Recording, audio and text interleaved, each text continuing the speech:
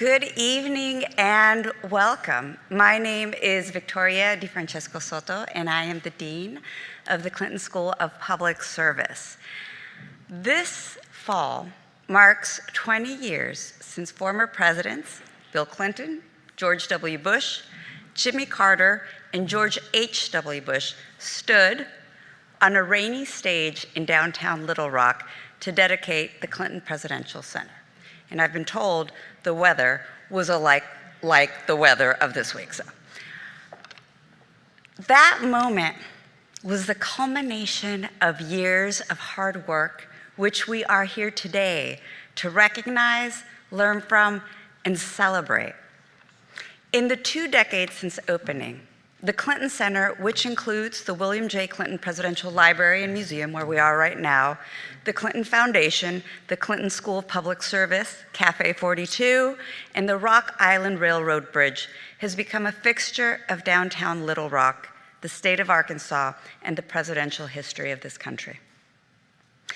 The Clinton Center was a major catalyst in re-engineering Little Rock's downtown and established the city as a tourism destination for people across the world.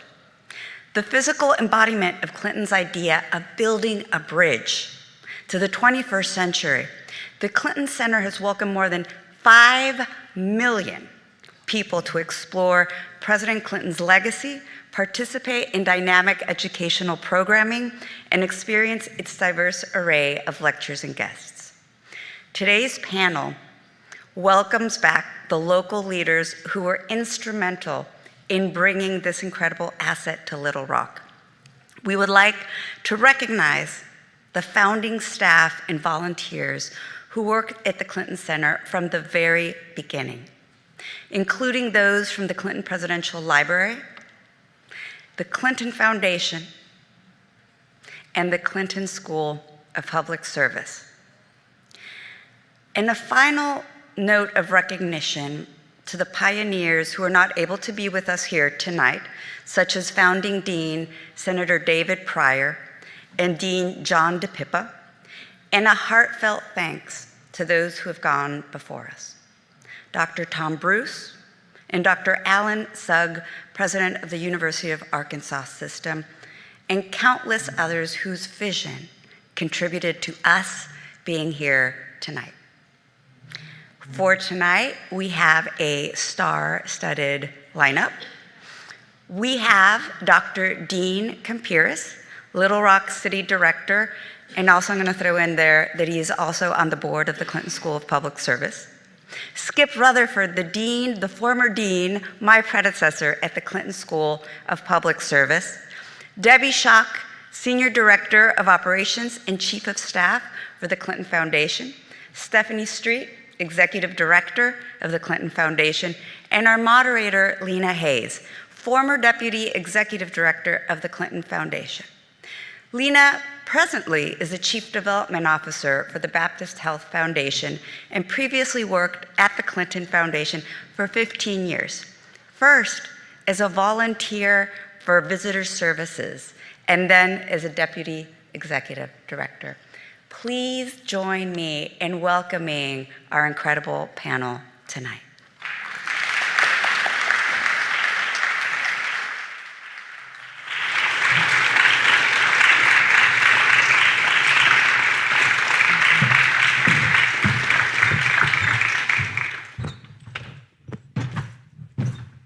Hello. How's everybody doing tonight? It stopped raining. Are you excited? First of all, thank you so much, Vicki.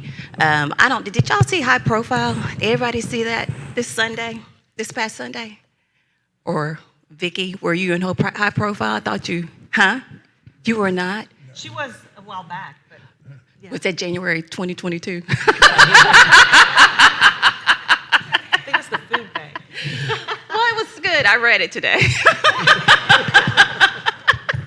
You had a big legacy to follow, actually, and you know that. One is up here with us on the panel, but I want to say that we're so excited to have you here.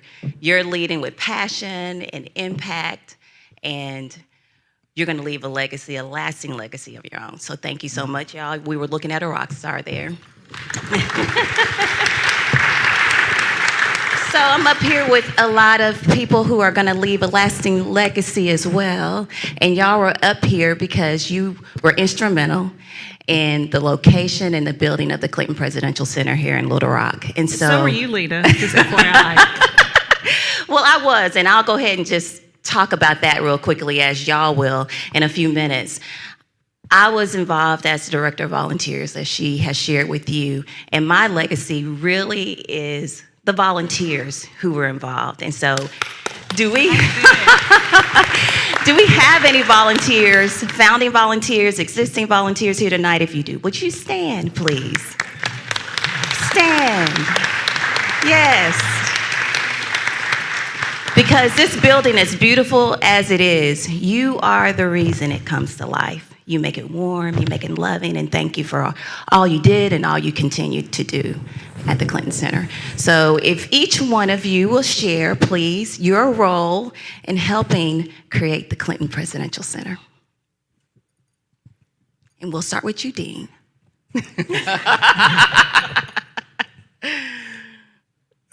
Well, I had a long role in this.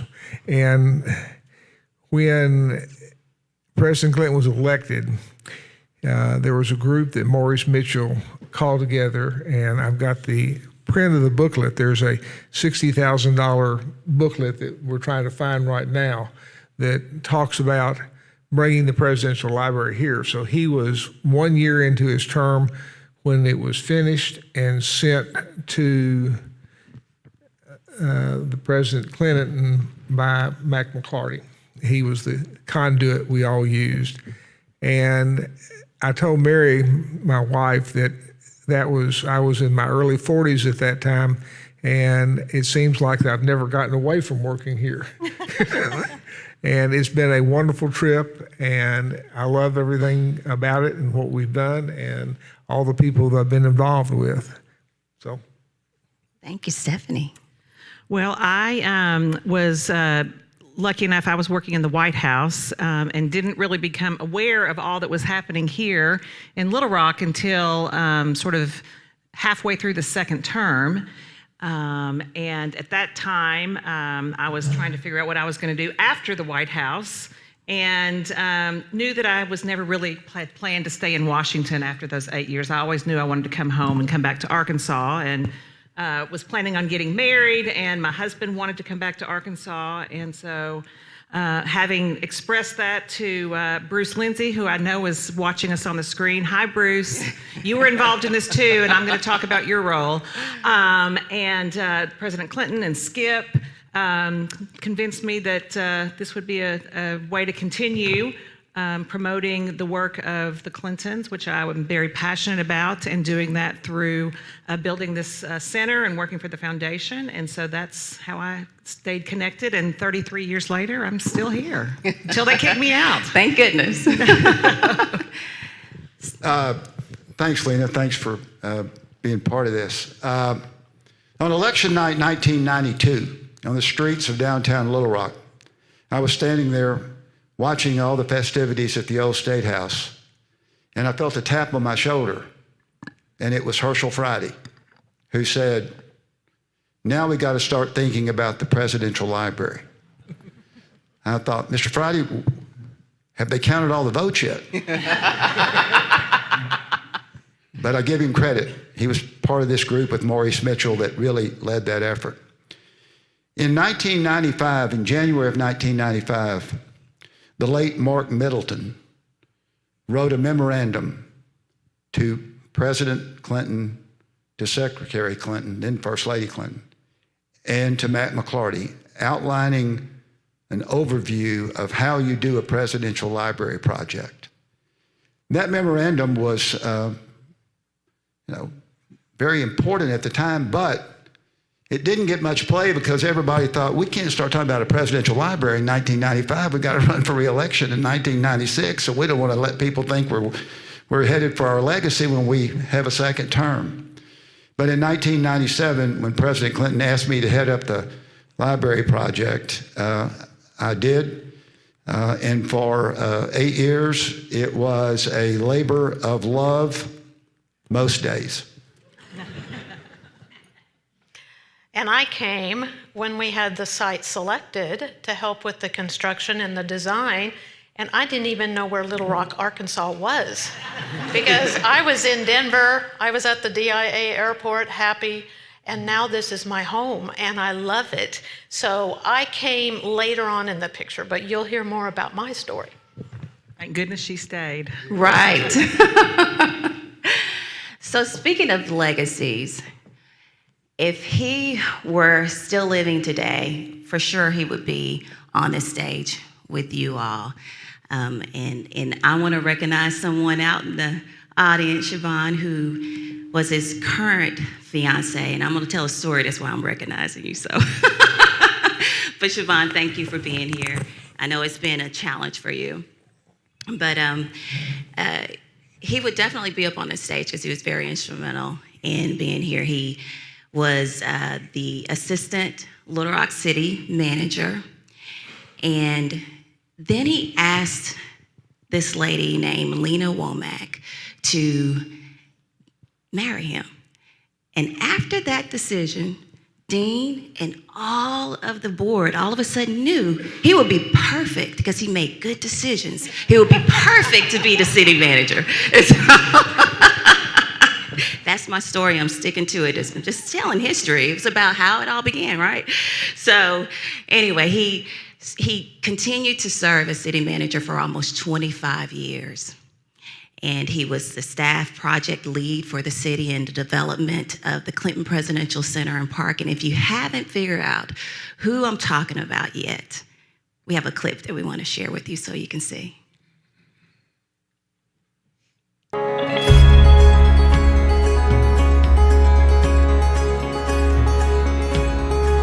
This is really one of my favorite vantage points of this city. As I look out and you see new hotels and new condominium projects and new private business enterprises that have happened in our city since the announcement of the Presidential Library, I would say without a doubt, these projects and the redevelopment that we've had in our core downtown would not have happened if the Clinton Presidential Center was not located right here in the heart of our city. So Bruce Moore. Yes. And I know he's looking down on us, so I must acknowledge that he would also say, Stephanie, that he is the reason. He takes full responsibility for you hiring me and giving me an opportunity to work for the Clinton Presidential Center. So thank you, Bruce. I want to give each one of you a minute to share your reflections on Bruce. And Dean, would you like to start? I need more than a minute. Okay, I'm going to go to Debbie. Would you like to start? Sure. I can tell you that Bruce and I worked hand in hand. Being a city park, I needed a contact because when things go wrong, we have to fix them immediately. And Bruce was the person I could call all hours of the day or night. And he was a problem solver. And he would get the problem solved and we would go on to the next day. So working with Bruce was like my key to the city because he made things happen. And he helped me keep this center running, the park gorgeous, and I couldn't have done it without Bruce's support. Thank you for that. Skip. Well, if it weren't for Luke Moore's daddy, we would not be here tonight. His role in this project was absolutely critical. Not only did he have the confidence of Mayor Jim Daley and the confidence of the Little Rock City Board, but he had the confidence of the whole Clinton Presidential Library team. And one of the things that I learned in these developing years of this project was that what Dean Compuris and Vice Mayor Michael Keck already knew, that when there was a problem, and by the way, while he was doing the Clinton Library, he was also doing the city as well. But when there was a problem that you faced, there were two words: call Bruce. That's great. Stephanie. I get a little emotional when we talk about Yeah. Bruce Moore. Yeah. Bruce was one of the very first people that I got to know after coming back here from working in the administration. And I can't imagine, I know that this place would not be here today in sort of its full complement and doing what we're doing if it wasn't for Bruce's contribution. I think, Debbie, you really said it best. I mean, Bruce was, he was a problem solver. He was a full partner. He was all in. The other thing about Bruce is he always made everybody else look good. Bruce never sought the limelight. Bruce was the person that was pulling the levers, making things happen, and he would always give somebody else the credit for it. As Debbie said, you could call Bruce 2 a.m., whatever time of day. If you wanted something, a problem solved or a crisis averted, Bruce, up until the day he died, was that person. So I miss him dearly. Bruce is irreplaceable. His spirit lives on here and through his precious son and through Siobhan. And I just feel lucky to have been able to call him friend. Thank you. Well, I too get a little emotional about this. You know, if you talk about what Michael Keck and I did and the other city board members,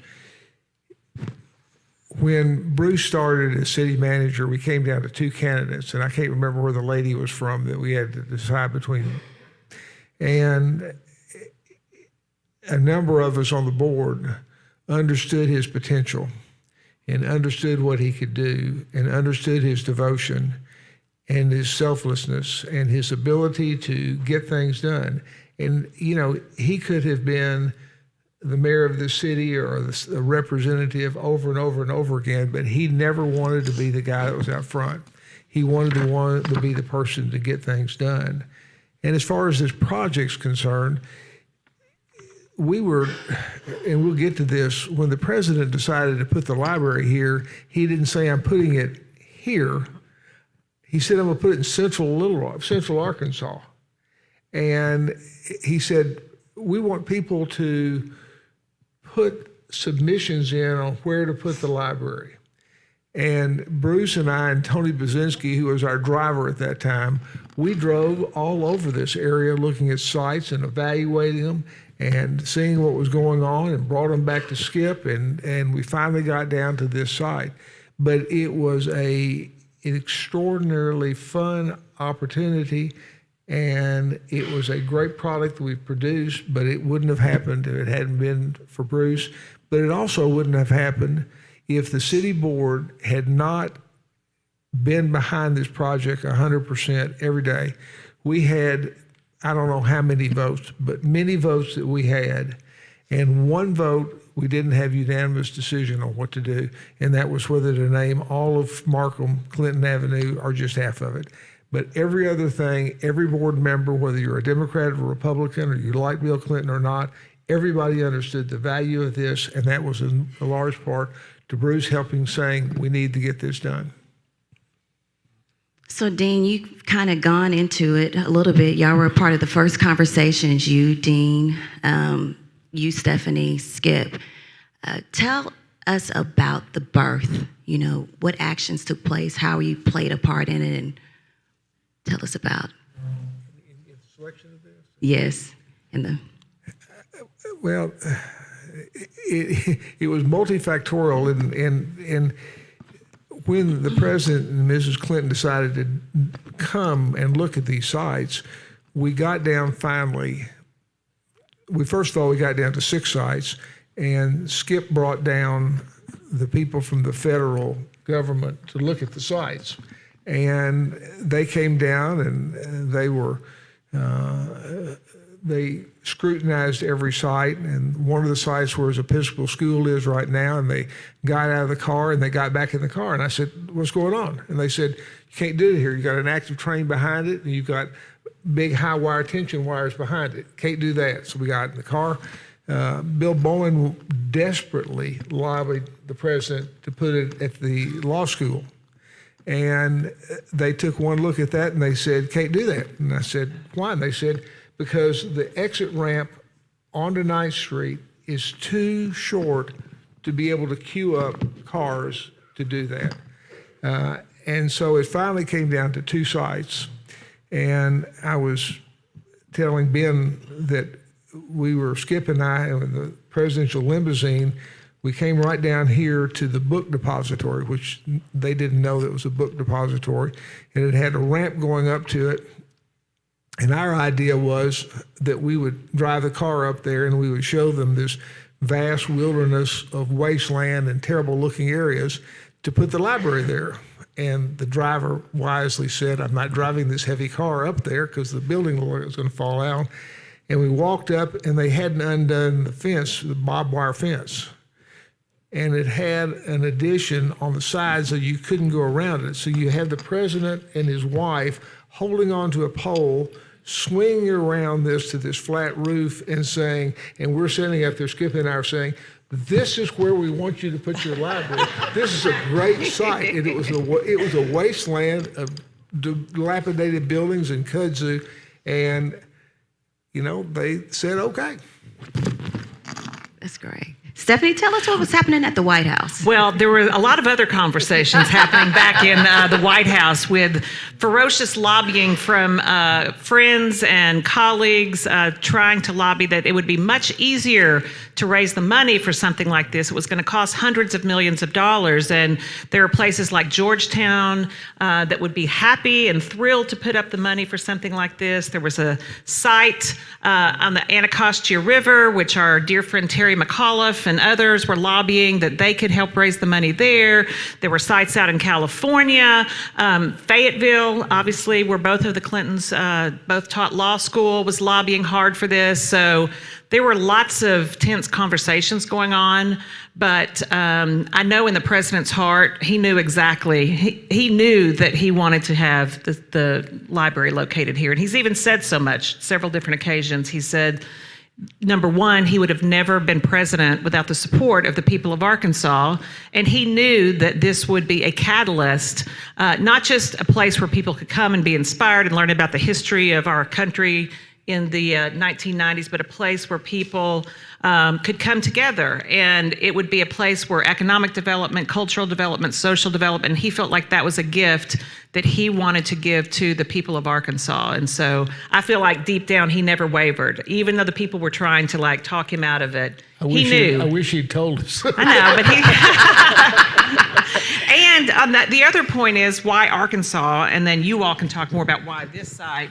He also knew as a kid growing up in sort of a place where you didn't have a lot of opportunities to get out and see the rest of the world and the people he grew up around. He knew what it would mean for kids from rural Arkansas, for folks who had never had the opportunity to leave their city or the state, to come to a place like this and be inspired to see that they could do big things with their life like he did with his. And so I think he knew deep down for those reasons that it was always going to be here. I think you guys probably have a better sense of what finally got him to choose this site. But my gut told me, just listening to him talk in those meetings when everybody was trying to pull at him, that it was going to be in Little Rock. And Skip, do you want to talk about the establishment of the Clinton Foundation? Yeah, I would say that, and I'll get to that because we formed that for the purpose of raising money to build this facility. But Fayetteville put up a very strong bid, and I give them a lot of credit. I just would tell you, having been a part of that process, I was impressed with what Fayetteville presented. People like Dan Ferreter and people like Diane Blair and others really put forth a major, strong effort. But when Little Rock was finalized, when that decision was made, one of the big drawing cards of this site was the river, and it was the river, and I must say that I can't let this go by because my dear friend Bev Lyons is out here in the audience tonight. One of the attractive things of this river are the bridges that this city has, and that thanks in large part to the late Buddy Lyons, saved and restored. And yeah, But those were big drawing features for us in finalizing this site. Lena, the Clinton Presidential Foundation was formed in 1997. Will you say that again? Because a lot of people think that it was established in 2001 when President Clinton left office, and that's not true. So thank you, Skip. And I want to say this to my friend Bruce Lindsay, who is watching. Bruce, the William J. Clinton Presidential Foundation was formed in 19... I'm just kidding. I'm just kidding. It's other folks. Yeah, I know. It was formed because we needed an entity to raise money. And so the first money that came to this library, or the Presidential Foundation staff, came from the Presidential Inauguration Committee from 1996. It was somewhere between $2 and $3 million that went into the William J. Clinton Presidential Foundation, and we were able in 1998, after the foundation in 1997, to start doing the administrative stuff that we had to do. You know, all the detail, the paperwork, setting up the fundraising apparatus and all that. We could, in all 50 states. It took a while, but that's when the Presidential Foundation was formed. Thank you.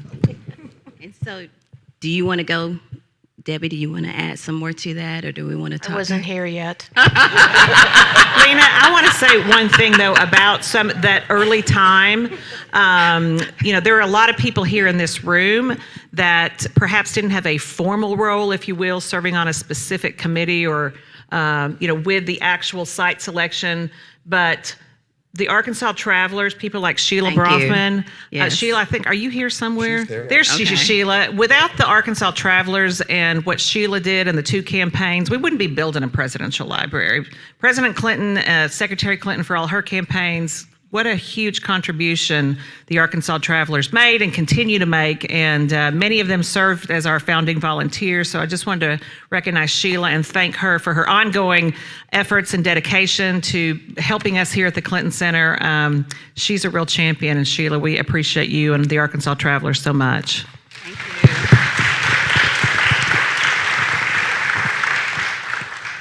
So I think we talked a little bit and enough about the selection, unless somebody else wants to share some unique stories, some things that people may have not heard that we want to laugh about. If not, we'll move on. Let's move on. I'm looking at you, Skip. And Jordan Johnson back there. Jordan Johnson was about, 18 or 19 when you used to drag him up to the White House and we'd have these meetings? He was 11. 11, okay. So we're in this beautiful building.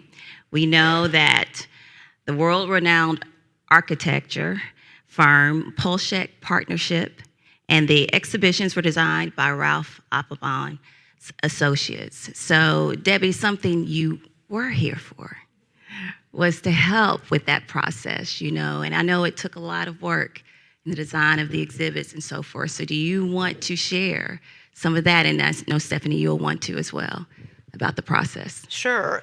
Any time that you have really world-renowned architects and you have more than one, and then you have other people involved, it does become a little messy. So it was fabulous to work with all of them, and they were really great at working on the schedule. And I think the most important thing that happened with those 2 architects was sustainability, because that was brand new and none of us knew much about it. I can remember sitting in the trailers across the street, and we had a map. And part of the deal with sustainability is finding materials for the building within a 250-mile radius. So we actually put the pin on Little Rock, and we drew the 250-mile radius. That's where this limestone comes in that we see on the wall. That's Tennessee limestone. So we had to really work as a team to meet the president's goal of having a LEED building. So we all learned a lot during construction, and I think that was one of the best objectives that we had as a team, because we all had to talk and work together. So it was a great journey. I think that Appelbaum did the exhibits, and Ned, and that's Polshek, did the outside of the building. So you have to combine your ideas. And what drove that was President Clinton's vision for this building. And you can see we have lots of glass.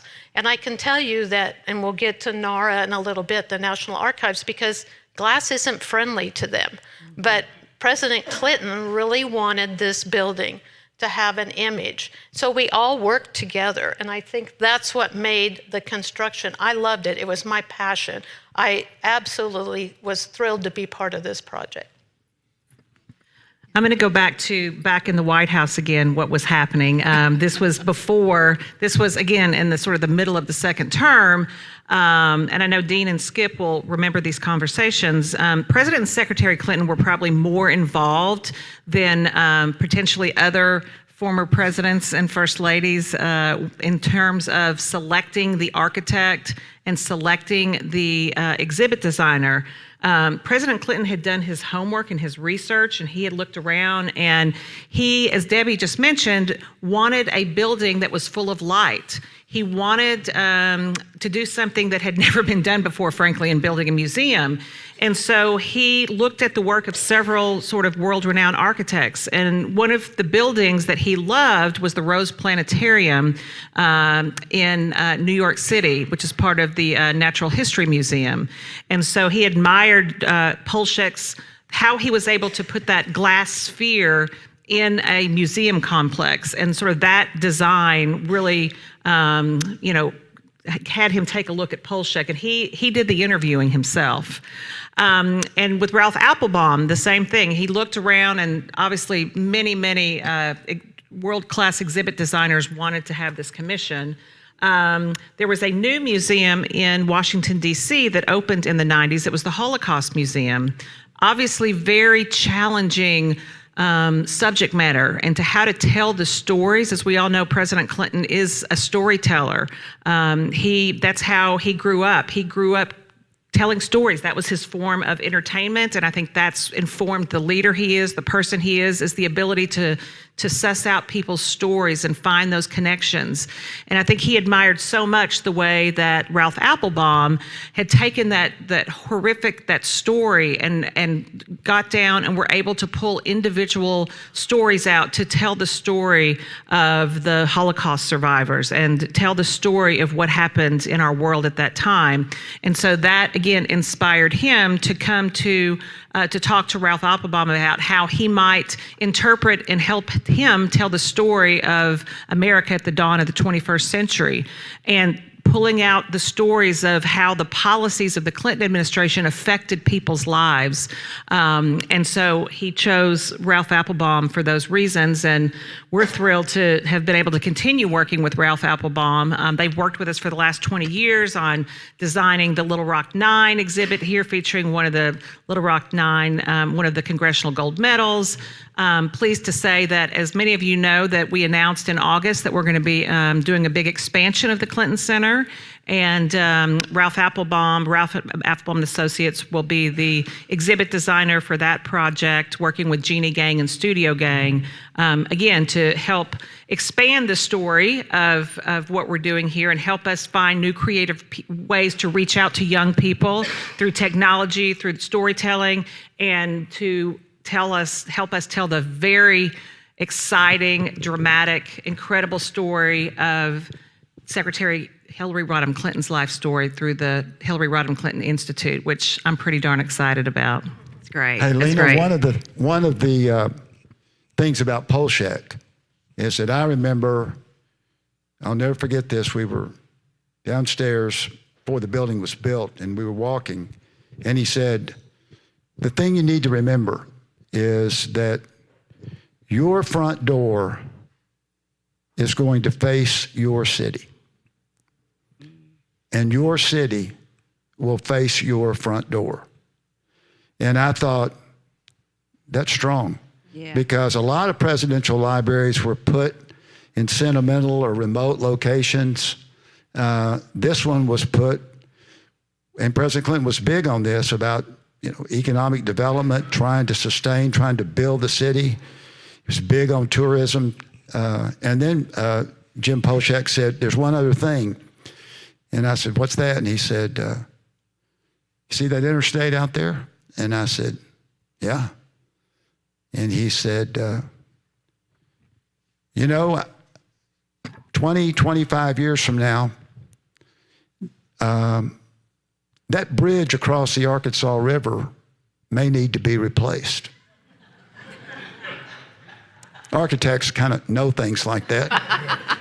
And he said, there will be people who will be opposed to that, and there will be people who view this as a local byway, not an interstate highway, not linking between Chicago and Dallas, not linking. And he said, if they propose, Skip, to expand that highway and build a new bridge, you be for it, you cheer for it, and you endorse it, because that's going to be your access point and key point for years and years to come. So when they made the announcement, Dean, that they were going to expand the highway, I went out and said, I'm for it. My friends on the left were not pleased, but I said, I'm for it, because I think it ensures the future of not only the Clinton Library, but what is now East Village. And Dean, you want to add? Well, just on the building of the library, there was, and this is an old person, where Balch Oldsmobile is or used to be, and it's still used for something during a period of time, is where everything was the repository for all the gifts and everything. And I got invited to a meeting where they had a scale model of the building, and Polchek was in there, and I don't think he fully understood Bill Clinton. And if you've ever been in the room, and Skip and Stephanie can go tell you more about that sort of thing, he has a way of looking at what he is doing, but he's thinking about 10 other things at the same time. And you really don't think he's listening to what you say. And Polchek, I think, thought he would just give this little brief summary of what he was going to do in the building and the scale model. And he'd say thank you, and they'd leave. And he got through with his presentation, and he chewed him alive. He said, why is this door here? Why is this elevator here? Right. Yeah. Why is this here? What's going on here? And he knew. He'd studied the building. He listened to everything he said. And I think from that point in time, Polchek had a new respect for what was going on. I was just glad he chewed Polchek out instead of me. Or me. The second thing I'll have to tell you is a compliment to Skip. I had the habit of being down in this area a lot, and I had a French bulldog named Boris, and so every Saturday we would come up here, and Boris was the only dog that had permission to jump in the fountain when it was a fountain. But during the construction, Skip every Saturday was here. And so Skip and Boris and I would go up all the floors, and this is what we've done now, this is what, but Skip was here every Saturday, I have probably every day, but every Saturday, because I had another job, but every day he was here, and the three of us would go around and look at what was going on at the construction site, and Skip was dedicated to making this thing being done correctly along with Debbie, and it was their ability to keep this project on task and on time was really great. Hold on, one more thing, Lena. No, I was just hearing Dean talk about the Balch Olds building, and that being the first presidential materials project. I looked out of the corner of my eye and I see David Ware over here. David and Marlene both worked for the National Archives. They were at the materials project, and were part of those early days. And I think David was in that meeting you were just talking about with President Clinton, and want to give a shout out to both of them for being part of the early team that was responsible for getting this all organized before we moved into this building. So glad that you guys are here. Thank you for your contribution. Yes. And I do want to acknowledge that questions were sent in from the audience, but they have been talking and answering a lot of those questions, and which is really good. So I just want to acknowledge that, because one of the questions was, is there a feature or a function that was left out that you want to include? And you sort of alluded to something that you're going to be doing, but if you want to expand on that, you can, or we can just go ahead. Well, we make it sound like that President Clinton, we finally decided on the site and everything went smoothly. It was the biggest set of hurdles, and there was lawsuits, and we couldn't do. Really? And I mean, talking about one day we were supposed to go to court the next morning for they were going to file an injunction so that we couldn't tear down a building, and suddenly Bruce and a group of people, the building got torn down one night in the middle of the night. There wasn't a building anymore to have an injunction about. Thanks, Bruce Moore. I mean, there was all sorts of things that happened like that all the time. The other person that needs to have lots of credit that never gets any credit for what we do is Tom Carpenter. Mm-hmm. And he represented the city all the way to the Supreme Court to get it done. And if it hadn't been for his expertise, we wouldn't be here today either. And Tom, no one ever says anything good about Tom or his contribution to what's going on. But he took every one of the lawsuits we had and fought them off, and we won every one of them. But there were things happening on this site before Debbie got involved in putting things up to get it flattened and get it in shape to have it done. And those are just some of the things that we all forget about, those sort of things happening, that how we got here is almost as important as the end product, and sometimes. Yeah. Well, we can't talk about how it started without talking about the opening in November of 2004. And everybody remembers so many things. We had 4 U.S. presidents here. We had first ladies. It was 30,000 people here. And it was a lot of what? Rain. Liquid sunshine, I think, is what President Clinton said his mother would have called it. Right. So each one of you, I want to reflect on that day, what it meant and how you felt to finally get to the opening day. I felt exhausted. Seriously, we had spent like a year and a half planning this. I mean, this was going to be a major event. We had kings and queens and world leaders and prime ministers, and everybody was in Little Rock, Arkansas for that day, November 18th, 20 years ago. And so the planning process for that was huge. We had, a dedicated team of people that were brought in a year in advance. We were working on every detail, every music selection, every choir that came, every musician. There was a story behind every piece of this. I think I'm going to let Skip talk about the taking down the covering over the tent. But one thing that was interesting to me is we had many, many members of Congress here, and they were holding over in the Choctaw building. That was their holding room. And all of the staff were trying to get everybody out to their seats, which was a little challenging because it was a little cold and a little rainy. And several members, including Senator Ted Kennedy, a few others that I will not name, but they decided that they were not going to come out and sit in the audience. They stayed in the Choctaw building and watched it on TV. And Bruce, they were in your office with their feet up on your desk, watching it on television in all of our offices, probably having snacks and enjoying it, watching this on TV. But no, it was a monumental day. It was a blur. It was a little disappointing to have the rain, kind of all of the wonderful detail and pageantry. And the other piece that again took a lot of planning was the luncheon that was happening afterwards, which again, lots of planning. We had the chief of protocol from the State Department helping us do the seating. Like everything was perfect, the table settings, the flowers, the tablecloths. I mean, it was going to be like a White House state event. And because of the rain, a lot of the people that were supposed to stay didn't stay. The barricades came down and just sort of everybody rushed into the tent, and it was kind of a big old picnic for whoever wanted to come. It was.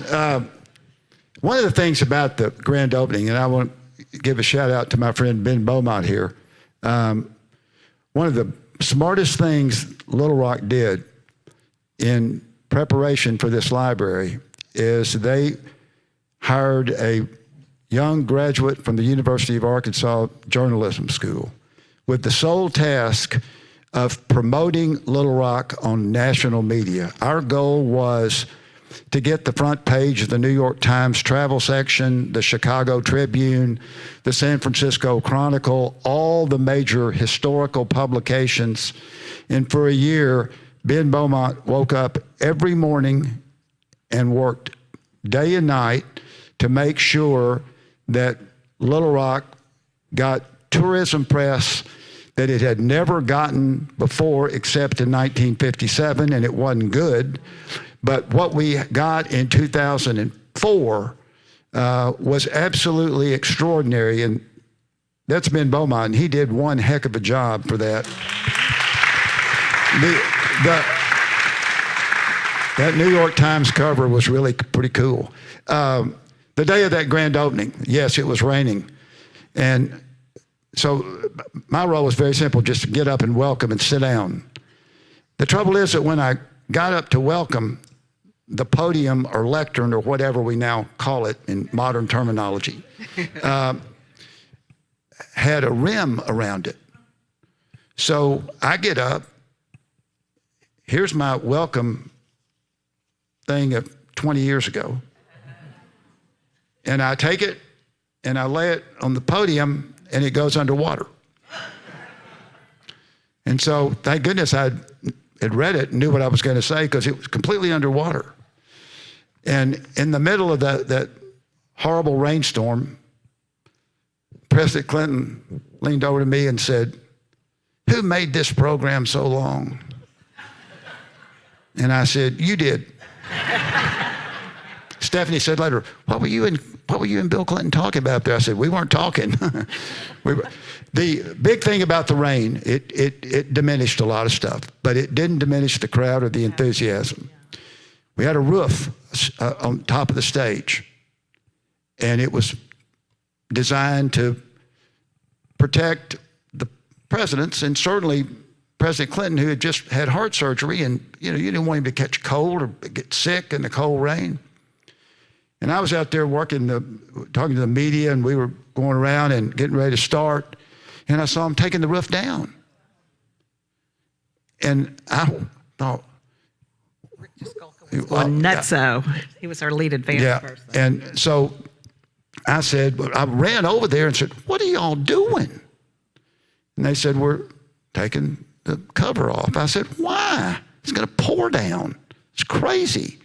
They said, "No, we got a weather report that said during the period of the dedication that there's going to be a break in the weather and it will be perfect." I said, "Where did that weather report come from?" And they said, "Air Force One." We heard it from Air Force One. President Bush was flying in. Well, who was I to argue with Air Force One? Well, there was a break in the weather. It was the heaviest rain throughout the entire day.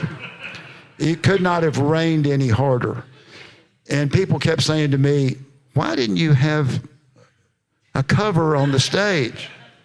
I said, "Blame that one on Air Force One." Well, the Clinton Center is home to 3 separate but affiliated organizations. We have the Clinton Presidential Library, we have the Clinton Foundation, Little Rock offices, and then we have the Clinton School of Public Service.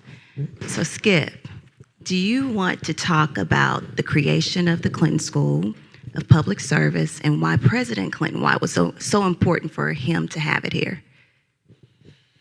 Well, the Clinton School obviously was a new model, the first Master of Public Service program in the country. It was based on the premise of leadership, building leadership through civic engagement. And I remember President Clinton saying to me, "I want it to be a school that gets something done. Gets something done." And as Vicki knows, through the field service work at the school, 3 major projects, team-based, international, and individual. Students every year, in cooperation with community partners and with faculty and staff, get something done. And you look at the work that they've done, and I'm really proud of it, and I know she is too, that when you look at the work of these students and you see everything from short-term projects like asset maps evaluations and needs assessments that are really good for that particular organization and strengthen that organization. That's getting something done. But when you look at lasting things like a Rwandan scholarship program, like a Vista program at our house, like a Ronald McDonald Suite at UAMS, like a Newport Arts Festival, like a West Memphis Community Kitchen, like wells in Tanzania, freshwater wells. There are so many ongoing, lasting programs that I think President Clinton's vision of leadership through civic engagement and getting something done, results, outcomes, I think the Clinton School's done a pretty good job at that. Very good. Very good. Lena, can I say,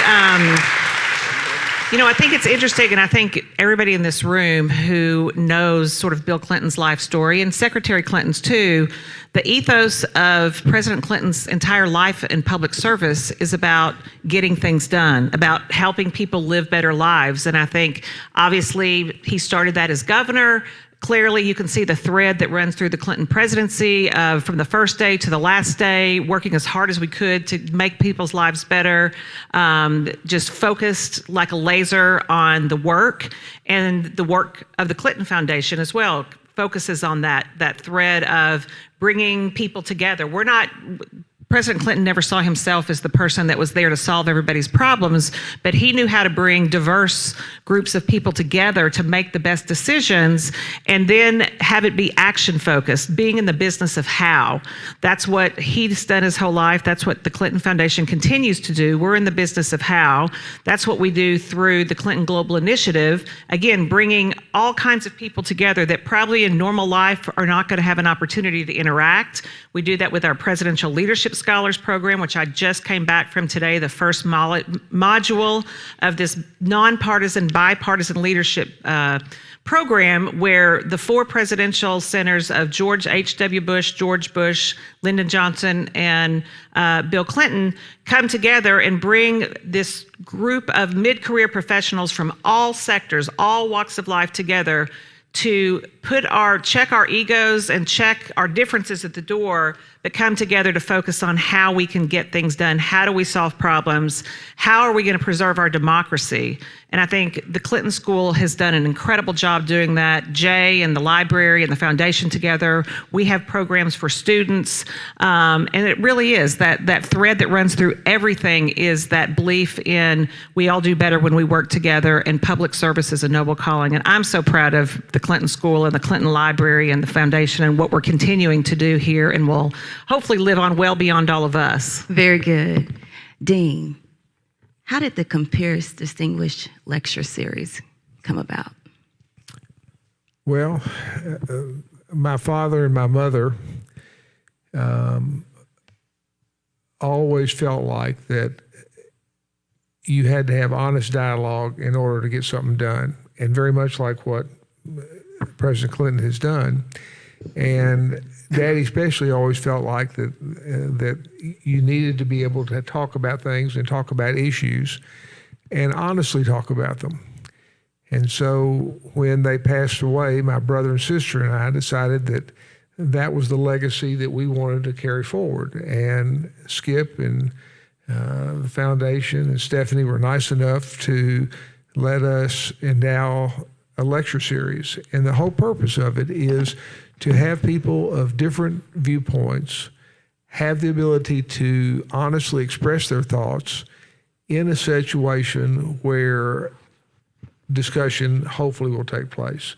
And that's what we've tried to do. As my wise wife always tells me, that it's not my way or your way, there's always a third way of getting something done.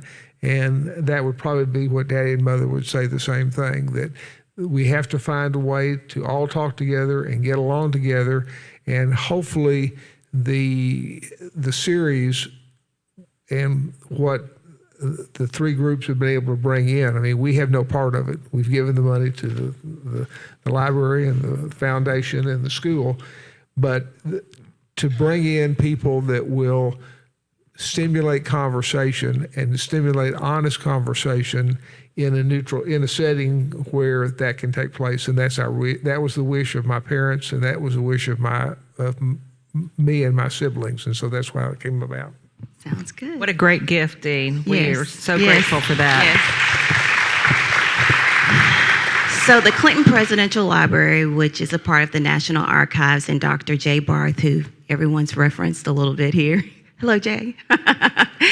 He will be up here and he will close out the program in a few minutes, but there is a very unique partnership between the foundation and building of the library. And Debbie, you can speak to that. Why don't you talk about how it was working closely with them to build? Again, I'll say, this was President Clinton's vision, but it also had to protect the objects in the papers. So there had to be a partnership so that when we built a building with glass, then we put another layer of glass on the outside of that glass that has frets in it that helps protect from the sunlight. So we worked through those issues because all the documents in the exhibits and the objects are here for the visitors to understand what was given to President Clinton when he was in office, and they can walk out feeling like they got a presidential experience. If we couldn't put that on display and we couldn't work together, then why would people come?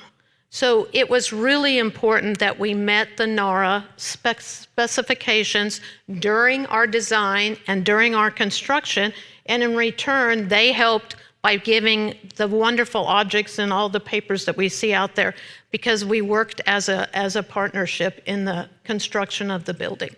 Great. So audience, I'm going to use one of your questions to kind of close us out here. We received a very good question from the audience that is asking you to reflect on the vision for the Clinton Presidential Center. And I think it's just a great place for us to end, where you can share with us, what was President Clinton's vision? What impact did each of you hope the Clinton Center would have? And do you think the vision has been fulfilled? Who wants to start? I'll start. Okay. I'll start. First of all, I do feel like President Clinton did have a vision. He had really thought about this. He thought carefully, again, as we discussed, talking about the kind of architect, the building design, the types of exhibits, the storytelling piece.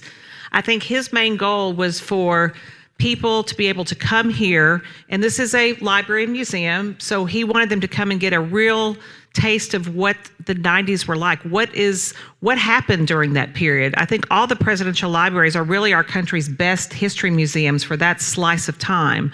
So I think he wanted people to come here and understand the context of what was happening in our country, to understand why decisions were made, to understand how it's messy, it's sausage making, but policy and process matters. And so for people to have a behind the scenes glimpse of how policies get made. So I think through the storytelling, through the exhibits, people could come here and learn about their history. Like I said, at the turn of the 21st century, learn about what was happening in our country, why the decisions were made, and get a taste of what policy making and governing is like.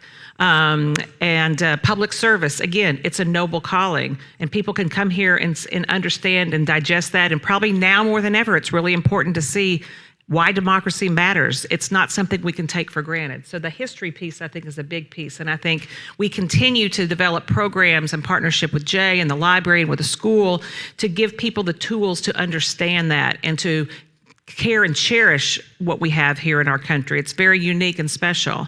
The other part, I think, is he was hoping, and I think we continue to do this, is to provide opportunities and inspirations, particularly for students.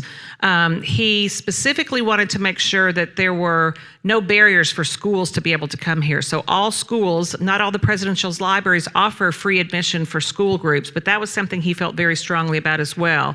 He wanted students from across our state and from across the region to be able to come here and have that experience of learning about the things we just talked about. But also, as the time has gone on, we have developed these unique leadership programs. I talked a little bit, obviously, about the Clinton School, about the Presidential Scholars. We have a presidential leadership program for high school students. So again, to have real-life practical toolboxes. Vicki always talks about the toolkits you get at the Clinton School, giving students capacity and tools to understand how important and how they can participate in our democracy. So having, continuing to develop those programs, that's something we'll never be satisfied with. We will continue to elevate and to build partnerships in our community to make those types of programs possible. And finally, I think as we talked about, we are going to be doing an expansion here, and we want to increase our capacity to offer things for our community, to offer things for people of all ages to come here and to really learn about civic engagement and democracy and why our democracy matters and why everyone needs to play a role. And again, I want to give a shout out to Jay. His arrival here and his dedication and focus to the concept of civic engagement is really incredible, and we're pleased to continue to work with his leadership in bringing more of those types of opportunities to the public. So stay tuned. Lots more to come. There will always be more to come. And Stephanie, I will say you're talking about some powerful things that are offered to our community that are provided for free, but there is a cost to that. Yes. And so let me say too, thank you for reminding me, Lena, that none of this would be possible. This was not a free building. This was a $180 million project. And many of you here in this room continue to support the foundation in our work, and we're part of the group that helped us raise the funds to do this. Obviously, we are an operating foundation. We don't give out grants. We seek funds to be able to do this work. And I think what this expansion is going to mean to our community and to the students and to the future generations is going to be huge. And so we will have more to say about that and plans to share, and I hope you'll all consider continuing to support the work here. But I want to say a special shout out and a thank you to our Clinton Center donors and our supporters, because without your support, all the things that we're talking about up here would not be possible. So thank you. Thank you. Yes. Well, and I agree with everything you said. And speaking after you is a lost, as a lost leader. You're so eloquent in what you say. The three of us could have sat down and you could have spoken for an hour and it would have been good. But it's very nice. History is something that we need to learn so we don't repeat it. And if you don't have the opportunity to learn history, you're going to repeat it. But to me, what is the important part of everything that's been done is the Clinton School. And what Skip started and what Vicki's going to keep moving forward on, it's the lifeblood of what's going to happen here. It's the legacy of what's going to happen here. It's Bill Clinton's legacy. It's Hillary Clinton's legacy. Because the young people that leave here with the instructions that Skip started and David Pryor, I guess, started really. Tom Bruce. Yeah, forgot about Tom. That started that. That's what's going to make a difference. When people leave here and say, I'm a Clinton scholar or I'm a Clinton graduate, that's what is going to make a difference in the world. And that's what, to me, is what we have to put our emphasis on, because if you're not teaching young people how to serve and giving them the opportunity to serve, then they're not going to do it. Because it's people of our generation, you're young, but people of Skip's and my generation, it's easier than the people today that don't do it or don't have the opportunity to do it. And to me, that's what the living part of the Clinton legacy is going to be, and it's the school. So thank you, Skip. Well, thank you, Vicki. no, thank you. There's a lot of people. You know, when we were doing this project, and you've heard the vision that others have shared, which I agree with, I was focused on 4 major pillars. There's so much you could do. You could really get involved in the design of the building. You could really get involved in the exhibits. There's so many areas where you could get involved. So I had a focus of, and I woke every day thinking these 4 things. Number 1 was academics. How are we going to build a school? How are we going to get high school kids here, elementary school kids? How are we going to let architecture classes come through and take a look at this building? So I spent a lot of time thinking, how do we build the academic part of this? The second thing was archival, Jay, was because while archives sometimes, a lot of people don't relate to documents and historical data. Over time, and the definitive biography of Bill Clinton has not been written. It will be written long after we're gone. And all of this will be part of the history. But that definitive biographer will be spending, or biographers will be spending countless days and time in this collection. And it was important not only to have this collection, but it was important to have the Butler Center down the street, to be able to walk down the street where his gubernatorial papers are and where other collections related to Clinton are. The third thing, and I think it's, remember, when you talk about a library, it's not just this physical building. It's what it's done and will continue to do for the economic development of this city and this state. $3 billion several years ago was the impact analysis. It's probably much higher now. But I really wanted this to be part of a city, not a single source destination. And then tourism, it changed the face of Arkansas tourism. It changed the face. We never had anything like it. Thank you, Ben Beaumont. It changed the face of Arkansas tourism. And I think it will continue with the addition to do that. So those 4 pillars, 20 years later, do I look back, with a little pride? Yeah. Academics? Yeah. I think you can say this school is getting better and better and better, and kids are coming here from all ages. Archival, we've got a fabulous collection that is growing. Economic development is expanding. We can't let the river market crater. And you've got tourism, which now you have the Museum of Fine Arts. You've got Little Rock Central National Historic Site. Thank you, Bill Clinton and Dale Bumpers. There is just so much going on as a result of those 4 pillars that 20 years later, I could say, yeah, it was okay. I'm going to be really short because I agree with all of this. I just want us to remember a small little word called hope. Yeah. And that's what I think his vision, and I think that's what we need to walk away with. I love it. So we're going to end. Jay's going to come up here, and I just want to acknowledge 2 people. 3 is my favorite number. So, Dean gives oh, his did you vision. say something? But Okay. Dean, you need to talk about, Stop. let's give this band here a lot of credit for a lot of the stuff that's happening down here in downtown. Dean has had a vision, whether it's the sculpture art. garden, whether it is the park out here, but there's some super exciting things that are happening in our city for the future, Dean, and you're leading the way in a lot of it. So I'm putting you on the spot to talk about, this has been a catalyst for a lot of things, but talk about some of the great things that you're leading here with your partners at the city and other partners here in this room to get done for the future.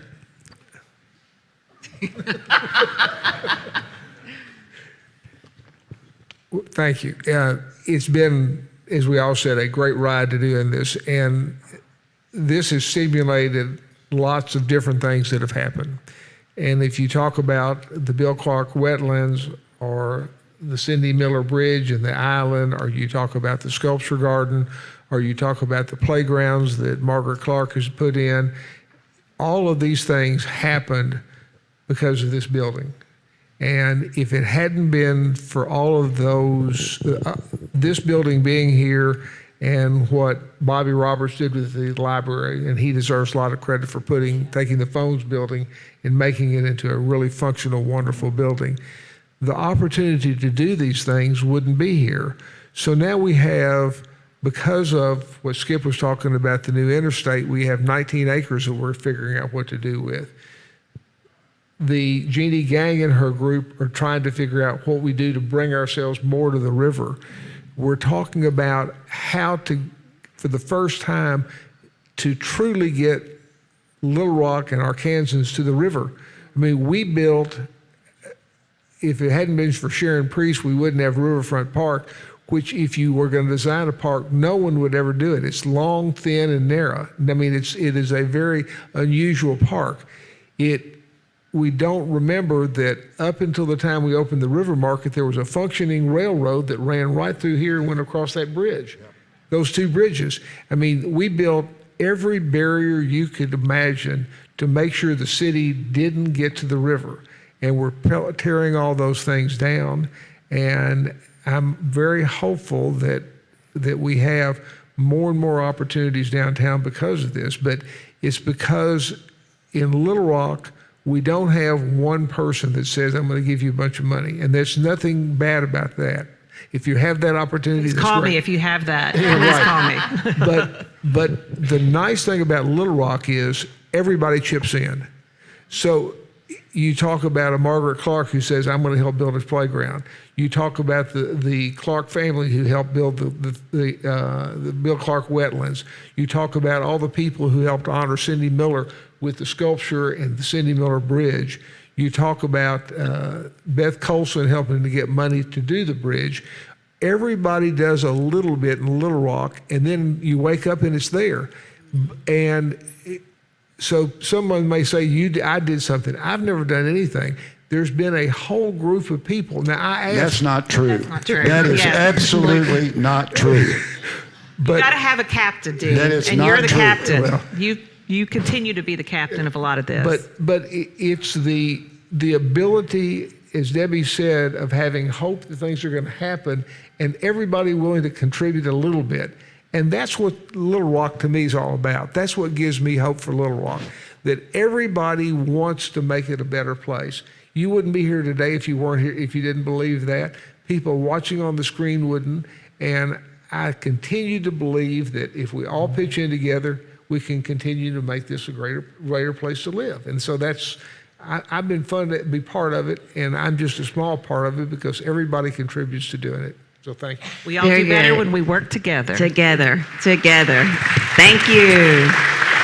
Quickly, while Jay's coming up, I also want to thank two people, Joy and Ben, for pulling this all together. And there will be a series, yes.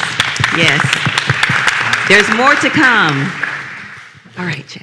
Well, thank you all. This was a great evening of remembering and learning and laughing. And I want to thank all four of y'all, Debbie, Skip, Stephanie, and Dean. Thank you all for not just this evening, but thanks for your leadership that has transformed the city and also has connected this deeply historically provincial state with the rest of the nation, the rest of the world.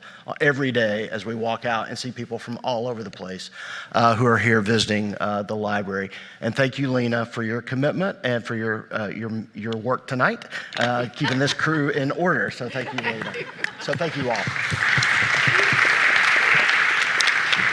Over this year leading up to November, which is the 20th anniversary, there are going to be a whole series of programs that are really dedicated to thinking about the past, the present, and the future of the Clinton Presidential Center. And so look forward to a whole series of events, and we look forward to seeing y'all here at the Presidential Center. Speaking of the present, I want to invite you, if you haven't already done so, to check out our current temporary exhibit, Be Our Guest, which focuses on diplomatic visits during the Clinton administration and really focuses on the politics, the style, the entertainment of those visits. And it's a great temporary exhibit, and I encourage you to check that out. And also, we're going to have, of course, a series of programs tied to that temporary exhibit, starting next week. Next Thursday, we have a temporary program on the first state visit, which happened during the U.S. Grant administration.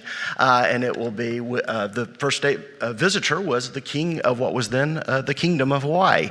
And so I urge you to come. We have friends coming over from the U.S. Grant Presidential Library to talk about that visit and share some of the moments of that visit. So it's just one of the things that's going to be happening this spring while that exhibit is up. We are so glad that y'all are here tonight. We wish you safe travels, and please come back to the Clinton Presidential Center. Thank y'all.